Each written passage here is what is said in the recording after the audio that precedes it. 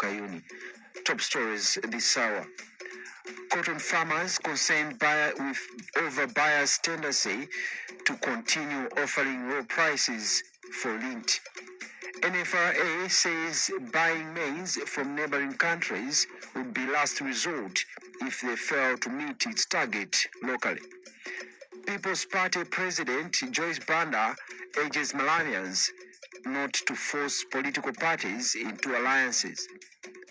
In sports, Silver Strikers triumph over FCB Nyasa Big Bullets to emerge champions of FCB 30-year anniversary trophy. Now the news in detail. Cotton farmers have expressed concern over buyers' tendency to continue offering low prices for lint below the government set minimum of 1,400 kwacha per kilogram. Most of the buyers are offering 1,200 kwacha per kilogram. President of the Cotton Farmers Association of Malawi, Lapson Zidana, further says some farmers are not conversant with the new system of electronic payment for their produce. Hastings Jimani reports from Malaka. It is now 2 weeks since cotton sales started, and currently the buyers on the market are Admac, Malawi Cotton, Fresian, and Masapa. The buyers are purchasing the crop at 1,200 waja per kilogram, but the government set price was 1,400 waja, and according to chairperson of the cotton growers in Balaka, Sultan, some farmers are not happy with the price.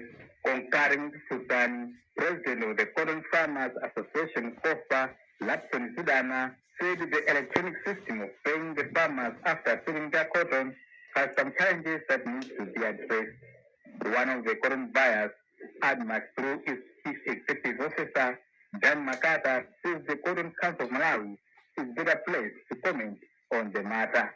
Several attempts to engage the council on the matter yielded negative results. For Zodiac in Malaka, this is the Hastings Jimani reporting.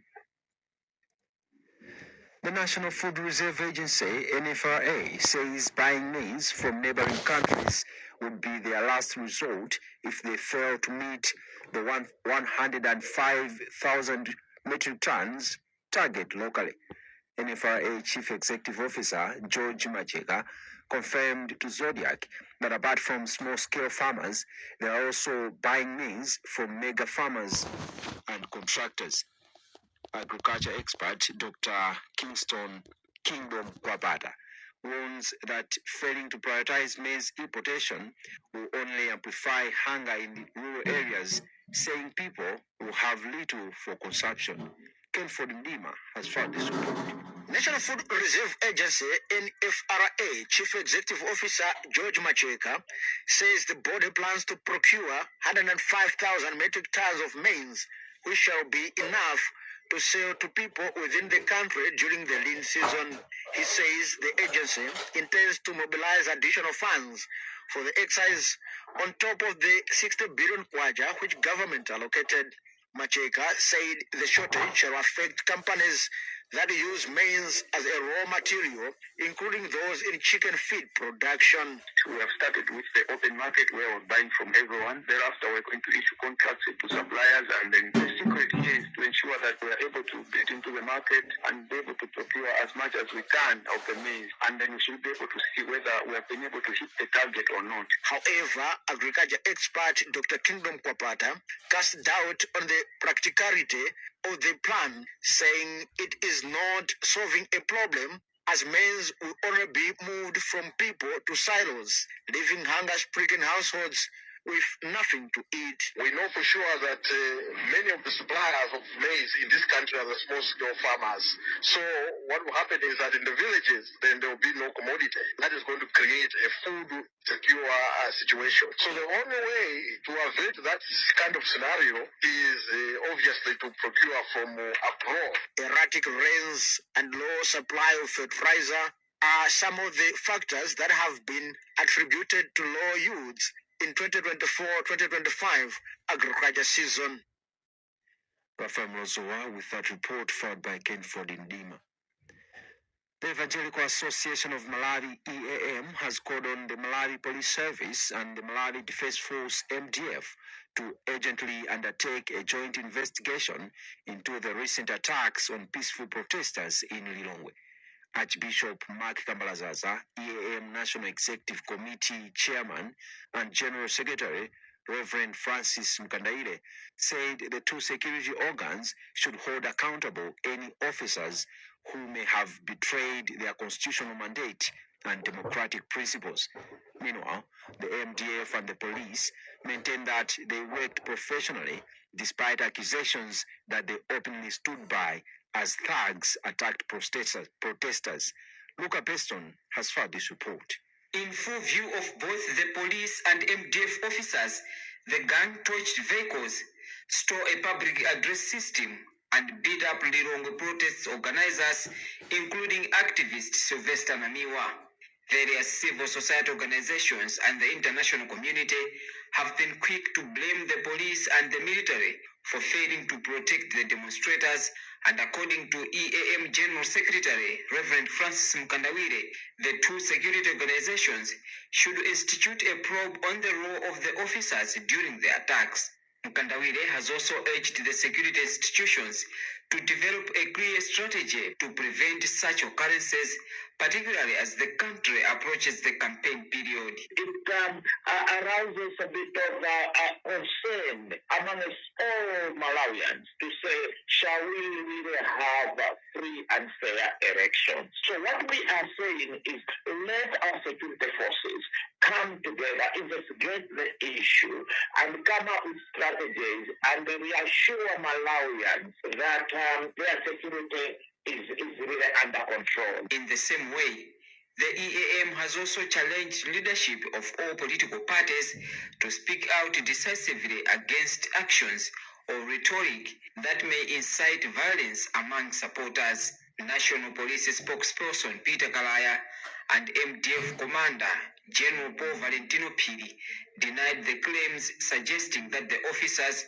were complicit in the violence in Lilongwe when panga-wielding thugs attacked protesters.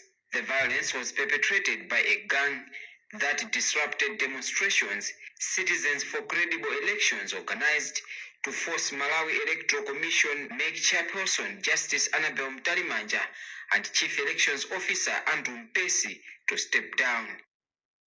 Kasima will be reading a report filed by Luca Beston. Some economic analysts believe Malawi's economy could take a significant step towards diversification if the Dangote Group follows through with its potential investment, but caution that authorities must secure a more favorable deal. Betha Piri, Malawi Economic Justice Network Emerging Executive Director, emphasizes that achieving the aspirations of Malawi 2063 requires bold and substantial investments, particularly those that expand the country's manufacturing base. Meanwhile, President Lazarus Chakwera, who is in Nigeria, announced via his official Facebook page that representatives from the Dangote Group will soon visit Malawi to explore investment opportunities in sectors such as mining. We have a report by Kenford Ndima. On a Facebook post, President Lazarus Chakwera says he had an interface with founder and president of Dangote Group, Aliko Dangote, on the sidelines of 32nd Afrexim Bank annual meeting in Nigeria. President Chakwera says the business mogul has promised to send his chief executive officer to explore business opportunities in Malawi in areas of mining, agriculture, and tourism, which are key investment sectors under his administration.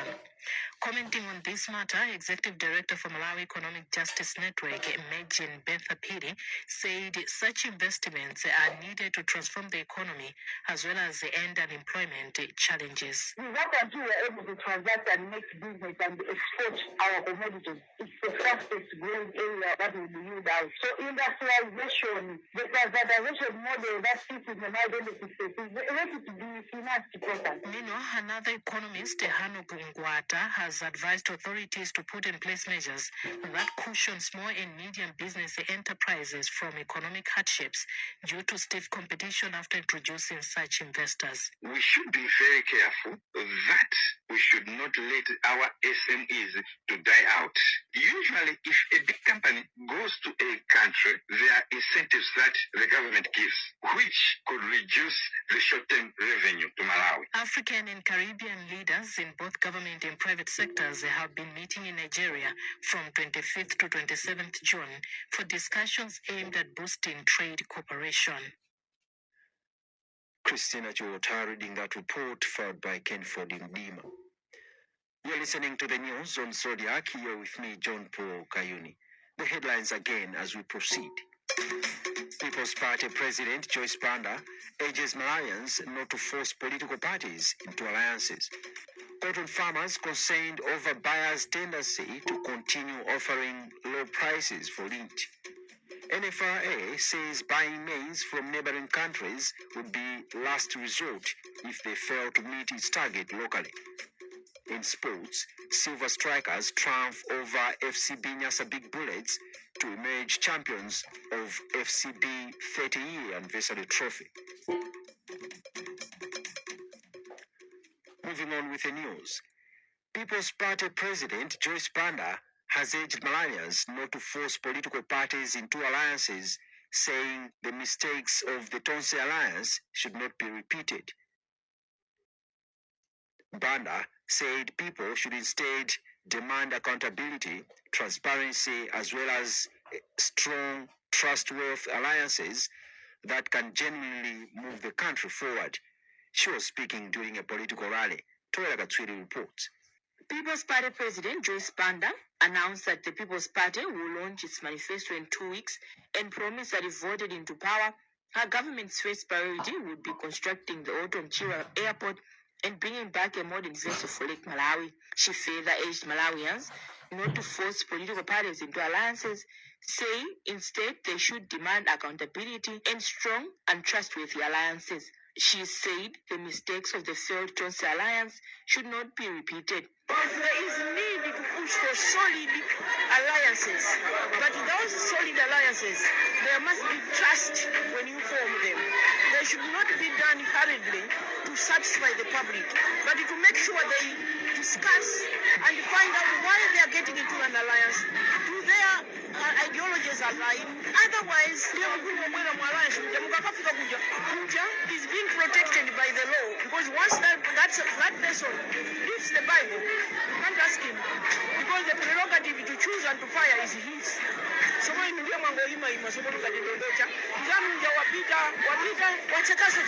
What can you do? Speaking during a political rally at Kaviwale ground in Mzuzu, she described the northern region as her home, saying it was better developed in the past than it is today, and claimed authorities are sidelining the north. People's Party chairperson of the presidential campaign, Chris Daza, said Joyce Banda was chosen by God to lead Malawi, so there is no need to campaign too much because her past leadership speaks for itself. Daza believes Banda remains the only president who seriously fought corruption and closed doors to corrupt dealings. PP campaign director Cliff Kondowe said Malawians were deceived into voting for a leader they believed would save them. Kondowe said this turned out to be a scam that has failed the country. For Zodiac in Mzuzu, I'm Toya Katswiri. The Malawi Tourism Council has expressed satisfaction with the way the tourism sector is operating in the country, in as far as human resource is concerned. Vice Chairperson of the Council, Rami Wahid, made the statement yesterday dismissing reports that the industry is facing challenges to acquire well-trained workers. Toya Nyirenda has more in this report. In an interview, Vice Chairperson of the Malawi Tourism Council, Rami Wahid, said the council has intensified efforts to boost the tourism sector. He says some of the efforts include provision of capacity building trainings to workers in the sector. When it comes to training, the need is always there to make sure that we are in the level of professionalism comparing to the worldwide benchmark. So what we are trying to do in Malawi is to make sure that we have enough number of trainings and workshops. Meanwhile, spokesperson for the Ministry of Tourism, Joseph Nkosi, says the ministry has introduced an initiative to equip its personnel with the much-needed knowledge and skills. So when we talk about tourism, we are talking about experience. Everyone wants to have a good experience. And this good experience will be mainly experienced when it's shared or when it's served by someone with knowledge. However, the ministry says despite these challenges, the number of tourists visiting tourism attraction sites in the country has increased. That's Winston Kaimira reading a report filed by Tema Nyirenda. In sports, Silver Strikers are the champions of the FCB 30th anniversary trophy following a 2-0 win over FCB Nyasa Big Bullets at Bingu National Stadium in Lilongwe. The Central Bankers got their goals from Benue Okatinji and